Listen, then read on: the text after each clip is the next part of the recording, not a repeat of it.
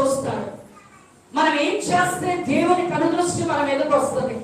ఆయన చూపు మన మీదకి రావాలంటే ఆయన కరుణ గల చూపు, ఆయన జాలి గల చూపు మన మీదకి రావాలంటే మనం ఏం చేయాలి అని బైబిల్లో 3 పాయింట్లు చెప్పి నా మాట నేను ముగిస్తాను. చూడండి, ఆదికాండము 29వ అధ్యాయము 31వ వచనము. ఆదికాండము 29వ లేయా ద్వేషించబడుట యెహోవా చూచి ఆమె గర్భము తెరిచెను. దేవునికి స్తోత్రం, హల్లెలూయా.